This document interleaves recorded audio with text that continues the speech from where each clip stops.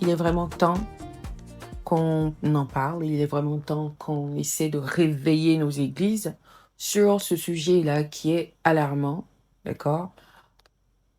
La santé mentale, c'est un domaine assez vaste, mais comme on le sait, les maladies, les troubles mentaux les plus répandus dans notre société et dans nos églises en particulier sont la dépression et l'anxiété, qui très souvent sont suivis de pensées suicidaires et qui, malheureusement, vont bien sûr pousser certains à commettre l'acte de s'ôter la vie. Ok? Donc, il faut qu'on parle de la réalité cachée de nos églises. Je partage 3 points, déjà très clairement, on le sait, le tabou est massif. Dans nos églises, il existe encore beaucoup de tabous. Beaucoup de tabous autour de la santé mentale et bien sûr en particulier de la dépression. Avouer avoir des difficultés n'est pas facile pour le chrétien. Ah oui, avouer on est en souffrance intérieure, il y a des difficultés sur lesquelles on n'arrive pas à vraiment mettre le doigt. C'est difficile. Parce qu'en général, en tant que chrétien, dès que tu parles d'une souffrance mentale, dès que tu parles de ce que tu vis psychologiquement, tu dois t'attendre à 3 réponses. Tu ne pries pas assez, donc il faut beaucoup plus prier. Oh, tu vas voir, Dieu va changer les choses. Il faut prier, il faut jeûner. Ou encore, tu ne lis pas assez la Bible, c'est ça.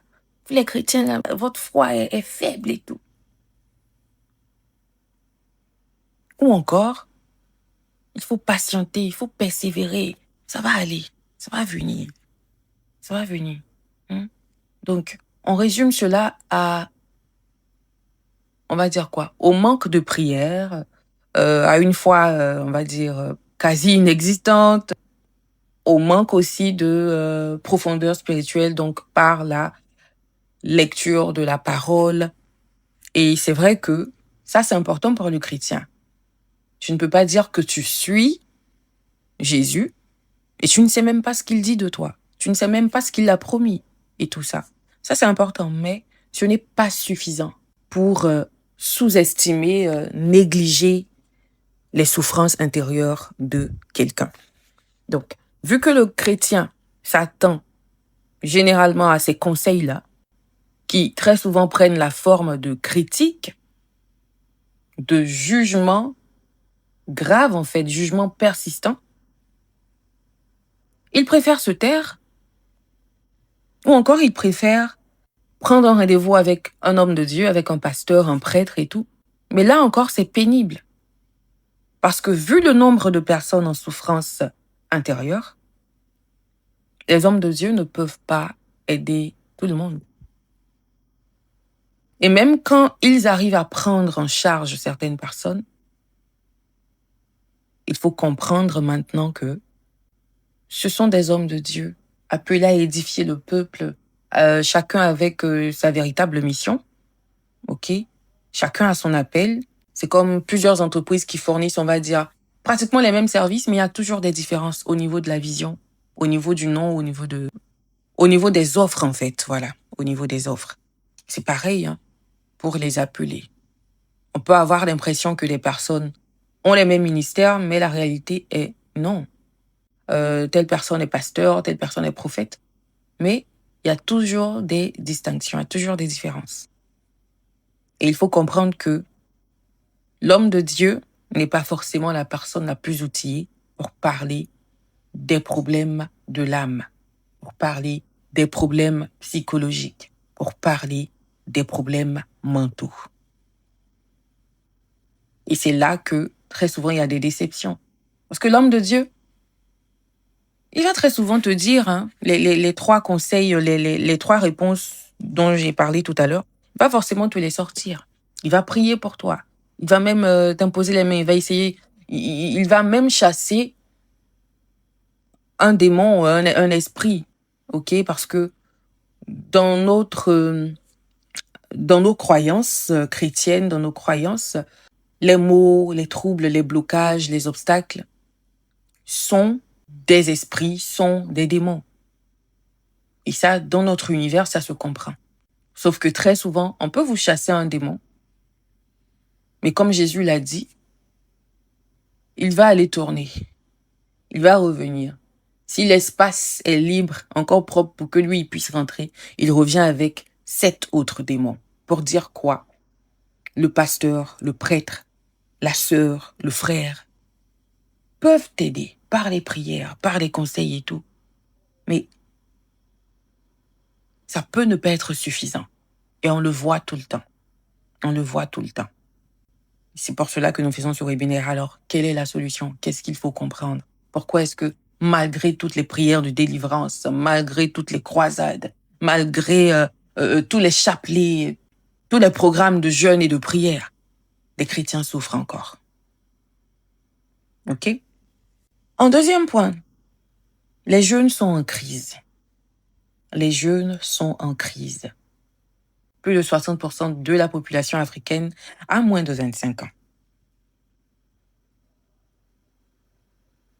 Et comme on le sait, certains Africains ont gardé des pratiques animistes, mais nous avons énormément d'églises, énormément de personnes qui disent avoir accepté Jésus, des personnes qui sont des chrétiennes. Et parmi ces personnes, il y a ces jeunes-là. 61,5% des tentatives de suicide en Côte d'Ivoire viennent des jeunes, donc des adolescents et des jeunes adultes, selon la Croix Afrique. Et donc, on doit comprendre que ces jeunes-là vont à l'église aussi. C'est vrai qu'il y en a qui de plus en plus disent ne pas croire en Dieu. Mais il faut se poser ces questions-là, justement. Est-ce que quelque part, on n'a pas failli? Est-ce que quelque part, l'Église n'a pas failli? Est-ce que quelque part, l'Église n'a pas su répondre à leurs attentes? Parce que plutôt qu'attirer des âmes, si on se retrouve à perdre des âmes, on doit se poser des questions. En troisième point, c'est tout simplement que les chrétiens souffrent véritablement. Et ils souffrent, pour la majorité, en silence. Et surtout quand tu t'es montré comme un chrétien zélé, un chrétien qui croit en la parole de Dieu, un chrétien qui se donne à fond pour le royaume de Dieu. Et puis au fil du temps, les épreuves, les obstacles, les difficultés s'enchaînent. C'est comme si le monde entier s'acharne et tu ne comprends pas. Tu te poses des questions, tu te dis, je prie, mais je prie, je jeûne, je lis la parole, je médite. Je vais tous les dimanches à l'église. Je suis même dans des groupes de prière, je suis même dans des associations, dans des communautés de jeunes chrétiens, dans des communautés de cadres chrétiens et tout. Mais je ne comprends pas ces souffrances-là. Je ne sais pas pourquoi c'est toujours aussi difficile pour moi. Le boulot, ça ne vient pas. Ou encore, même quand tu as un boulot, tu n'arrives pas à obtenir de promotion. C'est difficile. Même si tu travailles d'arrache-pied, c'est difficile. Le mariage, je ne comprends pas. Il y a toujours des problèmes. Mon mari a fait ci, ma femme a fait ça. Et sachant que à l'église, et ça c'est vraiment dommage, parce que si le chrétien a peur de se confier à ses frères de l'église, ou même au pasteur, l'église doit se remettre en question. Si dans les actes des apôtres, la Bible le dit clairement, ils se partageaient tout entre eux. Donc il y avait forcément des partages, même des situations difficiles, parce que même quand ils faisaient des collectes et autres, ils donnaient à ceux qui en avaient le plus besoin, quand ils faisaient des cotisations. Et donc, comment on reconnaît la personne qui en a besoin? C'est pas forcément en la regardant, on va dire, par son apparence. C'est que cette personne a partagé quelque chose avec nous. C'est que cette personne est venue, elle s'est ouverte, en fait, elle s'est donnée carrément. Et donc, si aujourd'hui les chrétiens ont peur de parler de leur souffrance, ont peur de dire ce qui ne va pas à l'intérieur d'eux, autour d'eux, Ils ont peur de partager ces choses-là avec leur famille chrétienne. Ça veut dire qu'on a manqué quelque chose et qu'il est temps de réparer cela. Il est temps de réparer cela. Et donc ces messages-là il faut beaucoup prier, il faut avoir plus de foi, il faut jeûner. Ces messages-là ont souvent, bien sûr, partent de bonnes intentions. Mais ces messages ignorent en fait. Ils négligent, ils ignorent même la réalité de la maladie mentale. Et vont en plus de sous-estimer, en plus de minimiser la souffrance des autres, vont encore les décourager dans leur recherche d'une aide professionnelle.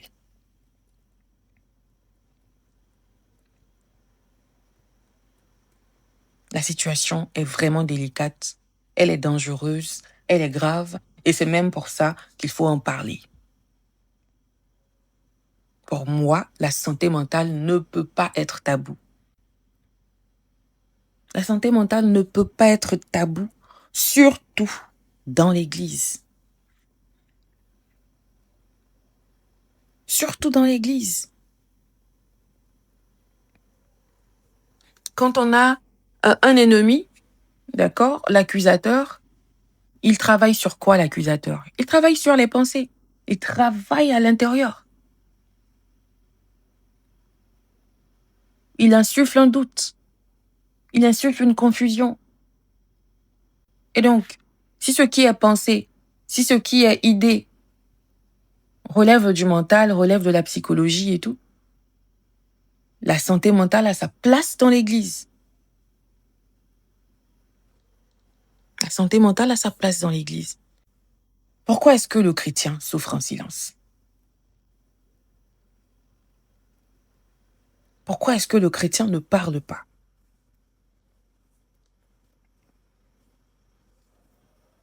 Aujourd'hui, je vais partager 5 raisons.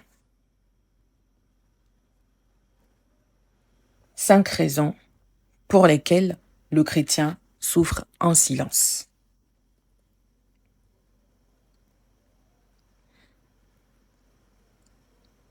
La première raison que je partage avec vous, c'est la spiritualisation excessive du mal-être. Je m'arrête déjà même à spiritualisation excessive. On exagère dans la chose spirituelle. Beaucoup de chrétiens sont même finalement plus spirituels que Dieu. Ils se trouvent plus spirituels que Dieu dans leurs agissements, dans leur façon de parler, dans leur façon de penser. Ce qui fait que, bien sûr, ils ratent la pureté, la simplicité même de l'enseignement de Christ. Et maintenant, quand je parle de spiritualisation excessive du mal-être, c'est qu'on n'hésite pas à chercher un démon, un esprit à accuser. Comme je l'ai dit à l'entame, dans notre culture chrétienne, dans notre jargon même, si je peux le dire, les mots, les obstacles, les difficultés viennent de l'ennemi. L'ennemi, il a des esprits mauvais, il a des démons, il a des suppôts, comme on le dit, qui travaillent pour lui. Ça, on est tous d'accord. Mais si pour un mal de dents, on peut aller chez le dentiste, si pour une petite migraine, on peut se rendre rapidement en pharmacie, pourquoi est-ce que lorsqu'on parle de santé mentale, on ne trouve pas utile, on ne trouve pas important de voir des psychologues, des psychiatres, tout professionnels de santé mentale? Vous voyez? Donc, on attribue tout mal-être à un problème spirituel sans considérer les dimensions émotionnelles et psychologiques. En milieu chrétien, on peut dire que la dépression est un esprit, la dépression est un démon, ok. Mais scientifiquement, la dépression c'est aussi un trouble chimique du cerveau. La dépression, c'est un trouble de la santé. Tout comme le palu est un trouble de la santé, la toux, un trouble de la santé, les problèmes cardiaques, des troubles de santé, la dépression, l'anxiété sont également des troubles de la santé. Et donc, pour un chrétien, si ça ne va pas, après des prières, après des jeûnes, après même un RDV avec un homme de Dieu, un serviteur ou une servante de Dieu, il faut tout simplement aller chercher l'aide professionnelle. Regardez dans la Bible, lorsque le prophète Élie, et tenez-vous bien, c'était après sa grande victoire sur les prophètes de Baal. Après sa victoire, il a quand même dit à Dieu qu'il en a assez et qu'il voulait que Dieu reprenne sa vie. Nulle part dans la Bible, on nous a dit que Élie était possédé par un démon. Quoi qu'on peut le dire, quoi qu'on peut le dire. Mais ici, on a un Élie qui était déprimé. On a un Élie qui était déprimé. Et qu'est-ce que Dieu a fait? Est-ce que Dieu a ordonné au démon de sortir? Est-ce que Dieu a dit à Élie, fais telle chose et l'esprit s'en ira loin de toi? Il lui a donné du repos, de la nourriture et une nouvelle mission. D'accord? Pour dire quoi? Ça ne veut pas dire que pour toute personne dépressive, toute personne qui est en souffrance émotionnelle, on a ce remède type-là à chaque fois. Non. C'est pour dire que le professionnel saura vous dire quoi faire en fonction de ce que vous venez partager avec lui. La deuxième raison pour laquelle le chrétien souffre en silence, c'est la peur du jugement, tout simplement. La peur du jugement religieux. J'espère qu'à ce stade de votre marche avec Christ, vous arrivez à faire la distinction entre la spiritualité, votre intimité avec Christ, d'accord, et la religiosité, l'esprit religieux. Si vous lisez l'Évangile, vous voyez clairement comment Jésus lui-même s'opposait à l'esprit religieux. On ne va pas rentrer dans ces détails maintenant. Le chrétien souffre en silence à cause de cette peur du jugement-là. Parce que dans beaucoup de communautés chrétiennes, les gens continuent de voir les problèmes de santé mentale comme un signe de faiblesse, comme un péché même souvent. Ils voient les problèmes de santé mentale comme une faiblesse dans la foi. Ok?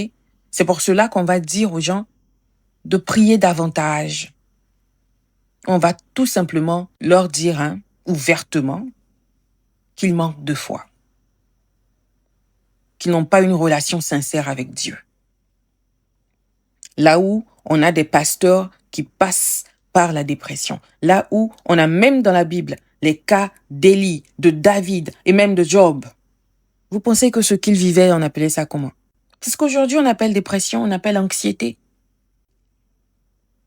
Ce sont pourtant des hommes que Dieu avait choisis. David était même l'homme selon le cœur de Dieu. Job était un serviteur fidèle de Dieu.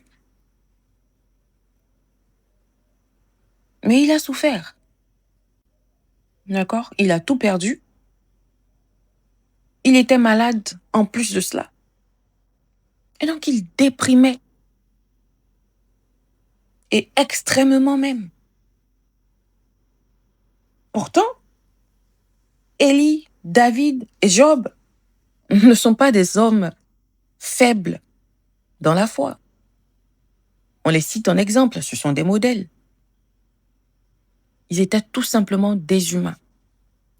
Alors, tout chrétien doit comprendre qu'il est un être humain. Il doit comprendre que dans la vie, il y a des hauts et des bas. Et donc, dans nos communautés, on doit réintégrer ça dans les esprits des membres. La dépression n'est pas une faiblesse, l'anxiété n'est pas une faiblesse. C'est pas le signe d'un manque de foi. C'est pas le signe d'un manque de vie de prière. Est-ce qu'il y a quelqu'un parmi nous qui adore Dieu mieux que David? Est-ce qu'on a de nos jours, c'est possible, mais je veux dire, est-ce qu'on peut citer quelqu'un qui a une vie comme celle de Job, que Dieu a trouvé fidèle du début à la fin? Et pourtant, ces personnes-là, à un moment de leur vie, ont craqué. Et c'est totalement humain de craquer. Et quand on est dans cet état-là, il faut chercher l'aide de Dieu, il faut chercher la voix de Dieu. Mais dans notre monde moderne, Dieu a équipé des gens pour nous aider dans ce sens. Et donc, croire en Dieu ne vous empêche pas d'aller voir des docteurs spécialisés pour la santé mentale. Croire en Dieu ne vous empêche pas d'aller voir un cardiologue, d'aller voir un ophtalmologue, un gynécologue. Ça ne devrait donc pas vous empêcher d'aller voir des psychologues, des psychiatres. Parce qu'ils ont été outillés, ils ont été formés pour vous aider dans vos souffrances intérieures. Et cela nous mène à la troisième raison que je veux partager avec vous. C'est le fait de croire que la prière remplace la thérapie, que la prière remplace une consultation psychologique ou psychiatrique. C'est de croire que la prière remplace carrément un rendez-vous avec un professionnel, un spécialiste de la santé mentale. Et ça, c'est l'une des plus grosses batailles, l'une des plus grandes luttes pour le chrétien, cette croyance-là. Ce qui fait penser que la prière seule doit résoudre tous les problèmes du chrétien. Je répète, ce qui bloque beaucoup de chrétiens, et non pas seulement au niveau de la santé mentale, mais ça vient également agir sur leur santé mentale, c'est de croire qu'avec la prière, on fait.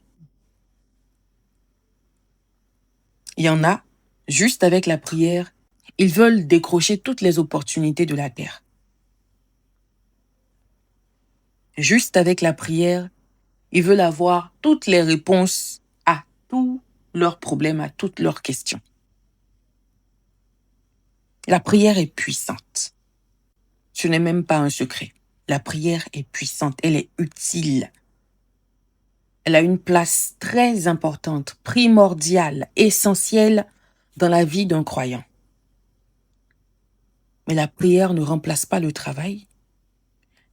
La prière ne remplace pas des consultations médicales.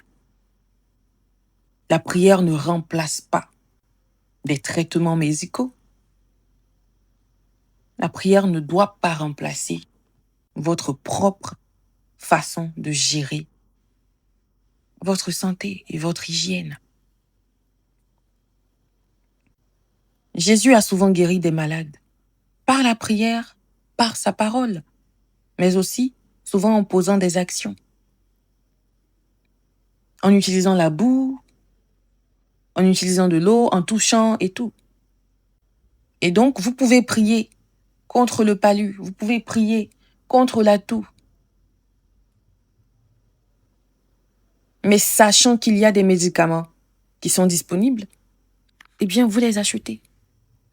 Vous allez en consultation, on vous prescrit des médicaments ou on vous prescrit aussi des comportements à avoir et vous les suivez tout simplement. Ça n'affecte pas votre foi. Ça ne veut pas dire que vous ne croyez pas en Jésus-Christ. Ça ne veut pas dire que vous êtes un chrétien des temps modernes qui n'est pas zélé, qui n'a pas le zèle de la foi. Non. Être chrétien, c'est pas être borné pour finalement faire preuve d'inintelligence. L'esprit que Dieu nous donne est un esprit de sagesse, d'intelligence, esprit de conseil. Et donc, il faut arrêter avec ça. il faut comprendre que, en plus de votre prière, vous devez passer à l'action. Paul a même conseillé à Timothée de prendre un verre de vin pour son ventre, pour son estomac. Ça veut dire quoi? Pourtant, Paul, c'est l'homme de prière. C'est l'homme de Dieu, c'est l'apôtre des gentils, n'est-ce pas? Il aurait pu dire, place-toi comme si, impose-toi les mains sur, je sais pas, la partie qui te fait mal, et puis je vais prier pour toi. Paul le fait. Timothée même le fait. Ce sont des hommes de prière. Mais on conseille à Timothée de prendre telle chose pour l'aider, pour le guérir d'une certaine condition ou pour soulager en fait. Ok? Donc, il faut arrêter d'opposer sans réflexion, sans fondement, la foi et la science. Il peut y avoir des dérives dans la science. Ça, c'est clair, on en a vu et on en voit encore. Mais il y a aussi des dérives dans la foi. Dans l'exercice de votre foi, il y a des dérives. Et ça aussi, on le voit depuis la nuit des temps. Même dans la Bible, c'est mentionné. Il y a des gens qui ont un zèle qui n'est pas sain du tout. Et je prie que ce ne soit pas le cas de chacun de nous ici connectés. C'est important de faire la part des choses. C'est important de considérer la foi et la médecine comme des choses complémentaires. Nous en avons vu assez. Des gens qui sont allés dans des camps de prière, je ne sais même pas comment ça s'appelle, des camps de délivrance, de guérison. Des personnes qui, par la foi, parce que finalement, c'est même plus vraiment, et ça c'est grave, cette affaire de spiritualisation excessive, c'est même plus une affaire de foi en Dieu, mais c'est beaucoup plus une affaire de foi en leur guide religieux, en leur pasteur, en leur prophète. Il y a des gens qui ont conduit leurs malades dans des camps sous instruction de leur prophète ou pasteur et qui ont vu leurs proches malades mourir. Des choses que souvent, juste une consultation médicale allait gérer. Je prie vraiment que le chrétien connecté aujourd'hui, la chrétienne connectée aujourd'hui, soit visité par le Saint-Esprit, qu'il ait l'esprit de sagesse, d'intelligence en toutes choses, qu'il ait le discernement, afin de savoir faire la part des choses et de savoir où sa foi doit être suivie d'œuvres. Comme la Bible le dit, la foi sans les œuvres est vaine. La foi sans les œuvres est vaine. Jésus est le médecin par excellence. Ce médecin par excellence a donné l'intelligence à des gens pour faire la médecine. Il faut comprendre ça. Il a donné l'intelligence à des gens pour développer la science et les technologies, apporter des innovations, permettre des découvertes, des recherches qui vont aider à guérir des maux dont on n'avait même pas entendu parler. Ok? C'est vrai, comme je l'ai dit, il y a des dérives partout. Et même dans les églises, il y a des dérives.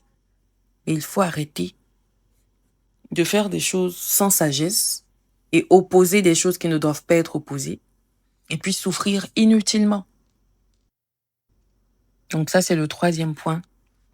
Le chrétien souffre souvent parce que pour lui, à part la prière, il n'y a rien d'autre qui puisse être fait. Pour lui, la prière fait tout. Et donc après, il est frustré quand, justement, Dieu lui montre que c'est bien de me prier, c'est bien de jeûner, c'est bien de faire telle chose, mais il faut aller te soigner, il faut aller chercher de l'aide. En tant que chrétien, on ne devrait pas oublier que chacun de nous porte en lui une image de Dieu.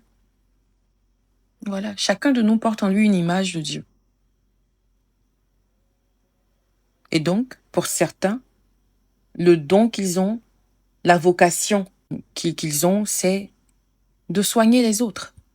Et quand on parle de soigner les autres, c'est pas que les maladies physiques. Il y a ceux qui ont ce don-là, qui ont cet appel de faire de la médecine mais la médecine pour le cerveau, la médecine pour le mental, pour l'âme.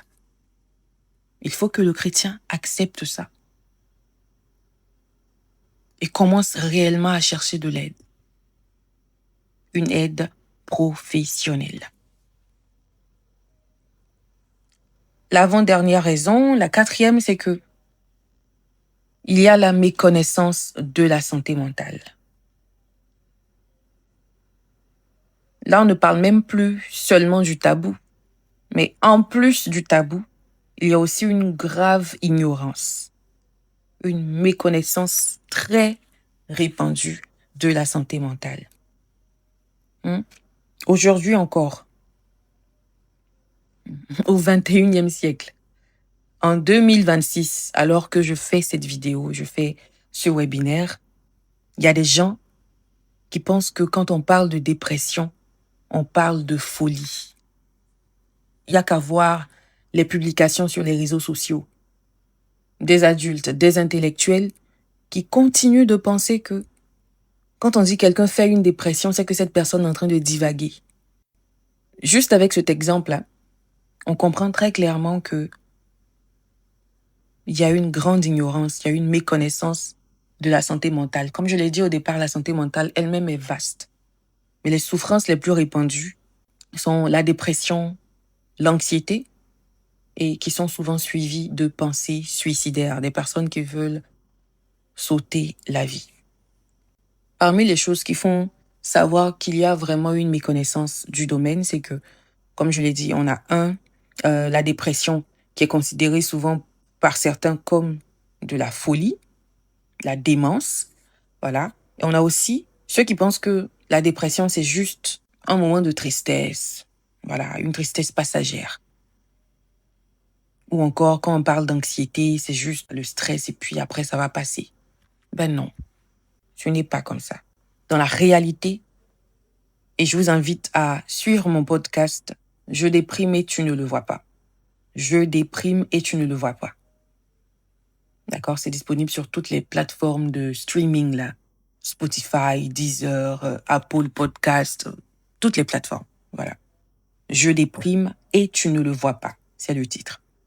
Et donc là-bas, vous avez la définition, la description, les symptômes, les conséquences. Vraiment, vous avez tout ce qu'il faut savoir sur la dépression et l'anxiété également.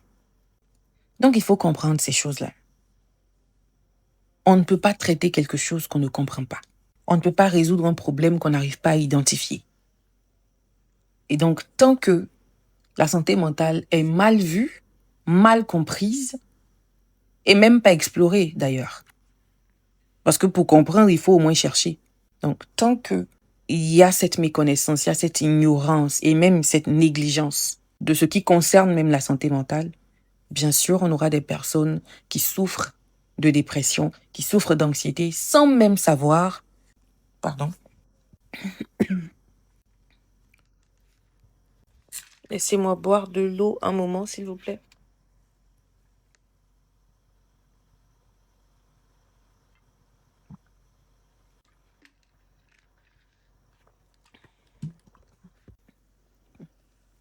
Tant qu'il y aura cette confusion, cette méconnaissance et cette négligence même de la santé mentale, on aura toujours des personnes qui souffrent de dépression et d'anxiété sans même savoir.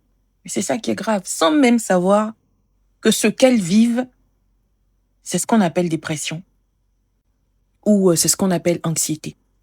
Et en général, la dépression et l'anxiété sont souvent je peux appeler ça des maladies, des maux complémentaires. Voilà.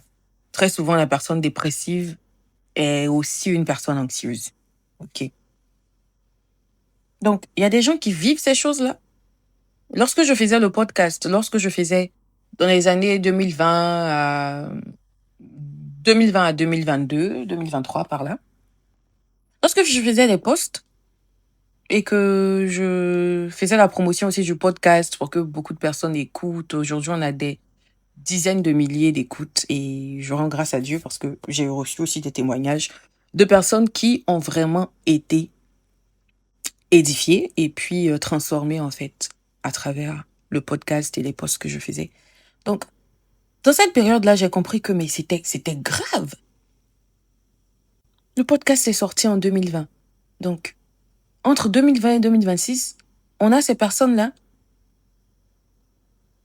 qui ne savent même pas que le fait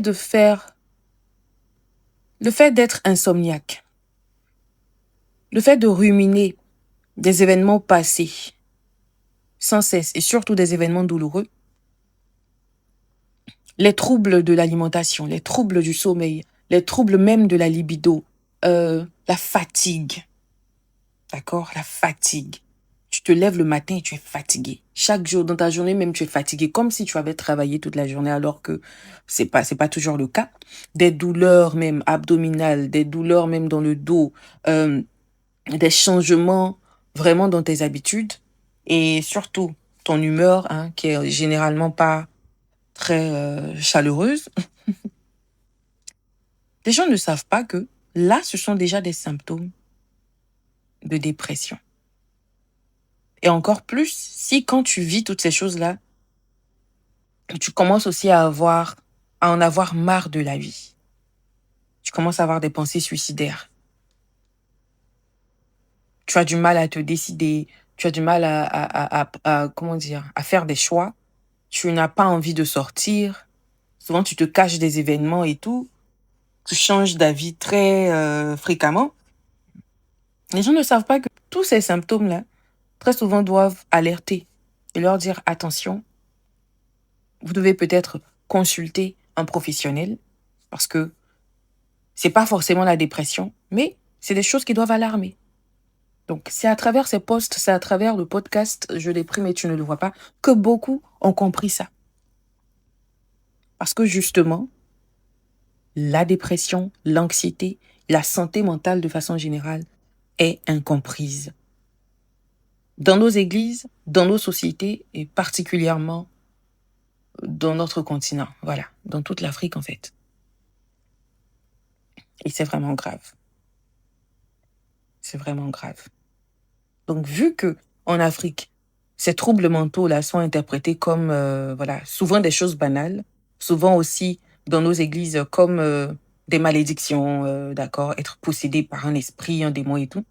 Il y a donc un retard de prise en charge. Voilà. Les gens ne vont pas très vite consulter des médecins, essayer de résoudre le problème. Et donc, comme je le disais, c'est vraiment l'une des plus grandes raisons. C'est quelque chose qui doit changer. C'est vraiment quelque chose qui doit changer. Sinon, on risque d'avoir des gens qui remplissent les églises sans réellement être transformés. Parce que pendant que le pasteur parle, pendant que le prêtre fait son homélie, t'as des chrétiens qui sont là et leurs idées sont ailleurs. Il est assis, il attend que Christ fasse un miracle dans sa vie. Mais tout ce qui est dit là-bas, ça n'entre pas vraiment dans son cœur pour le transformer. Parce que le gars a des problèmes. Et aujourd'hui, sur les bancs de nos églises, on a beaucoup de gens comme ça. Donc, si on continue à négliger l'importance de la santé mentale, l'importance d'un suivi psychologique, on risque d'avoir des chrétiens qui viennent applaudir, qui viennent danser, qui viennent chanter les dimanches et qui, en réalité, dans leur vie de tous les jours, ne voient pas ce que Jésus-Christ leur a promis, ne voient même pas Christ se former en eux parce que pour voir Christ se former en soi, il faut déjà lire la parole, il faut vraiment vivre en fait sa foi. Mais ça, c'est d'abord à travers la parole de Dieu. Mais comment est-ce que on peut motiver davantage de chrétiens à lire la parole, à méditer, à faire même une étude biblique, quand ces personnes-là ne sont même pas là en fait? Physiquement, elles sont là, mais leur âme est déjà assez meurtrie. Ça fait que quand elles arrivent à la maison, c'est difficile pour elles de prendre leur Bible. Parce qu'il y a cette souffrance-là qui fait que, sans le dire, et là, moi, je le dis alors que vous êtes connectés, il y a comme une colère. Il y a comme une colère. Cette personne en veut à Dieu. Et donc, tu as la personne qui est triste, qui déprime, qui est anxieuse, qui ne comprend pas sa vie, qui ne comprend pas pourquoi sa foi, en fait, ne l'aide pas à atteindre des objectifs, ne l'aide pas, en fait, à voir de nouvelles choses, surtout à voir ce que Jésus a promis. Tu as cette personne-là qui a ses souffrances, et tu veux qu'elle lise la Bible. Elle ne sait pas qu'elle a besoin d'un suivi psychologique, elle ne sait même pas, en fait, faire le lien entre sa situation, l'église, la vie de tous les jours. Elle est perdue.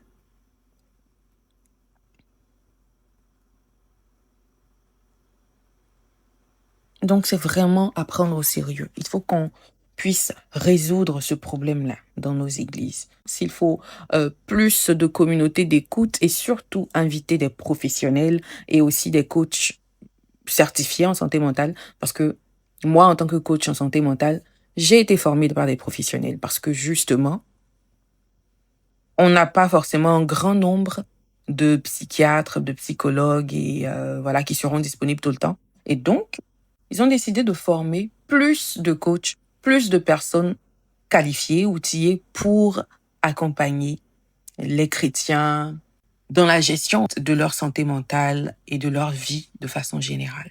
Il faut que les églises trouvent des solutions. Mais vraiment, on doit comprendre que dans notre mission pour les nations, dans notre mission d'évangélisation, aller à travers le monde et faire des disciples et tout, dans notre volonté de faire du bien donc à ces disciples-là, c'est vraiment de trouver une façon de soulager leur peine, une façon de leur permettre d'être débarrassés des mauvaises pensées qui font douter de la vérité de la parole de Dieu. Donc, si tu as quelqu'un qui mentalement ne croit pas en lui-même, ne comprend pas pourquoi est-ce qu'il est sur la terre, ne comprend pas pourquoi est-ce qu'il passe par beaucoup d'événements douloureux, beaucoup de souffrances, beaucoup de malheurs, cette personne ne peut pas être véritablement apte, disposée à recevoir l'évangile. L'évangile ne peut même pas grandir, l'évangile ne peut pas prospérer dans cette personne-là pour qu'elle puisse à son tour aller faire d'autres disciples. Ça va de soi. Et c'est un danger parce que souvent aussi, il y en a qui souffrent, il y en a qui ne vivent pas ce qu'ils disent concernant la Bible, l'évangile, concernant Christ. Et ces personnes-là se permettent d'entrer dans des ministères, de créer leurs églises, de créer leurs mouvements chrétiens et tout. Mais souvent dans ces églises-là, ou dans ces communautés que ces personnes créent, il n'y a pas de profondeur. Parce que la personne même qui est à la base aussi souffre. La personne même qui est à la base n'a pas été totalement transformée par Christ. Et tout ça, c'est encore une affaire d'ignorance. Et ça me conduit vraiment au dernier point, la 5e raison qui est le manque de leaders formés. Dans beaucoup d'églises africaines, en particulier, en ce qui concerne les problèmes psychologiques, la priorité est donnée aux chefs religieux plutôt qu'aux professionnels. Mais ce qu'il faut comprendre, c'est qu'un pasteur, un prêtre, un guide religieux, un guide chrétien, n'est pas toujours formé en psychologie. Il n'a pas toujours les mots. Même si on se dit qu'il a le Saint-Esprit, l'esprit de sagesse, de conseil, d'intelligence, il n'est pas forcément outillé pour ça. À chacun de nous, l'Esprit Saint a donné des dons particuliers. On ne partage pas les mêmes dons forcément. Et même quand on a les mêmes intitulés, donc je veux dire le don de prophétie et autres, ce don de prophétie, par exemple, ne se manifeste pas de la même manière chez tout le monde. Donc, il ne suffit pas de dire que l'homme de Dieu en question a le Saint-Esprit, donc il peut m'aider. Lui, il veut t'aider parce que, voilà, en tant que serviteur de Jésus-Christ, il doit apporter une aide. Mais la réalité est que il n'est pas toujours formé en psychologie. Et ça, c'est normal. Comme je le proposais à la fin du 4e point, on peut créer des centres d'écoute, on peut créer des cellules d'écoute dans les églises, on peut s'organiser, d'accord, vous dans votre communauté et vraiment trouver une façon de créer des centres d'écoute, mais aussi, il faut de plus en plus d'initiatives pour former les leaders religieux au premier secours psychologique. Voilà. Il faut au moins ça pour que les leaders de vos églises puissent poser les bonnes questions. Quand quelqu'un vient avec un problème concernant sa vie intérieure, il faut les former de sorte qu'ils puissent poser les bonnes questions et qu'ils puissent vraiment savoir gérer ces situations-là. C'est important parce que comme je l'ai dit, l'homme de Dieu va prier, il va t'inviter aussi à prier, il va même te donner des versets à méditer, mais ce n'est malheureusement pas toujours suffisant. Et oui, c'est très, très, très important qu'on soit formé. Et même quand les leaders de l'Église n'ont pas forcément le temps, il faut avoir le courage d'approcher des personnes pour le faire. Et nous, chacun de nous en tant que chrétiens, on doit aussi avoir cette habitude-là de chercher, peut-être même tous les mois, peut-être tous les 3 mois, mais il faut instaurer dans ses habitudes, dans sa routine, le fait de consulter des coachs, des spécialistes, des professionnels de la santé mentale. Voilà. Et donc, pour finir, il faut comprendre que les maladies mentales sont réelles, elles sont vraies, exactement comme toute autre maladie. Avoir un trouble mental, comme la dépression, comme l'anxiété, ne vous rend pas moins humain. Au contraire, ça montre que vous êtes très humain. Ça ne fait pas de vous quelqu'un que Dieu n'aime pas. Si vous saviez le nombre de personnes qui passaient par les dépressions et anxiété, vous comprendrez que vous n'êtes même pas seul. C'est pas 2, c'est pas 10 personnes. C'est des millions de personnes à travers le monde. Très bientôt, on atteindra le milliard, selon l'OMS. Ça montre que la question est critique et qu'il faut commencer à s'y intéresser. La dépression n'est pas un choix. On ne choisit pas d'être dépressif. Et donc, on ne devrait pas choisir aussi de guérir ou non. Si vous avez le diabète, est-ce que vous allez juste prier davantage pour que ça parte, pour que ça disparaisse? Même si vous priez, vous n'allez pas vous arrêter à la prière et vous le savez. Parce que vous savez qu'il y a des médecins, il y a des médicaments contre le diabète. Il y a des médecins pour vous, pour traiter. Et donc, vous allez chercher le médecin. Et même si ça coûte souvent, vous allez chercher les moyens. Vous allez peut-être demander à vos proches, mais vous allez trouver les moyens. Vous allez tout faire pour trouver les moyens parce que vous savez que c'est dangereux, vous savez que c'est grave. Eh bien, ça doit être pareil avec la dépression. Ça doit être pareil avec l'anxiété. Et plus particulièrement avec la dépression. Parce que la dépression reste la plus répandue. D'accord? Et il faut comprendre que ça se guérit, ça se traite. Il faut comprendre que ça se guérit, ça se traite. Alors, brisez le silence. Être chrétien et déprimé, ce n'est même plus un secret. Et donc, ça ne devrait même pas être un tabou. Des chrétiens dépressifs, des chrétiens suicidaires, il y en a énormément. Et donc, l'Église doit se lever. Et les chrétiens qui sont conscients de cela aussi doivent se lever. Et c'est pour ça qu'il faut briser le silence. Nous devons en parler. Nous devons créer des espaces sains pour discuter santé mentale. Nous devons normaliser le fait de consulter des professionnels. Il n'y a pas de honte à cela. Il n'y a pas de honte à cela. Et il y a énormément d'aide aujourd'hui. Et particulièrement, moi, je vous présente notre aide à Reim Soul Coaching. Dans le nom, vous voyez soul et c'est l'âme. OK? L'âme. Nous concentrons sur la guérison de l'âme, la guérison intérieure. Parce que pour nous, la santé commence à l'intérieur. Comme l'OMS le dit, il n'y a pas de santé sans santé mentale. Et nous savons qu'un être humain équilibré, épanoui, productif, est un être qui a un cerveau qui fonctionne très bien, qui a une vie intérieure paisible, qui apprend et qui sait gérer ses émotions. C'est un homme qui sait que les épreuves viennent et passent et qui apprend à gérer chaque situation. Et le plus intéressant, c'est que nous offrons un service particulier pour les chrétiens en souffrance intérieure. Ayant été formés par des psychiatres et des psychologues experts et reconnus, et qui en plus sont des chrétiens, la plupart même sont des guides religieux dans la foi chrétienne, nous avons adapté nos formules et le contenu de nos coachings spécialisés pour les chrétiens.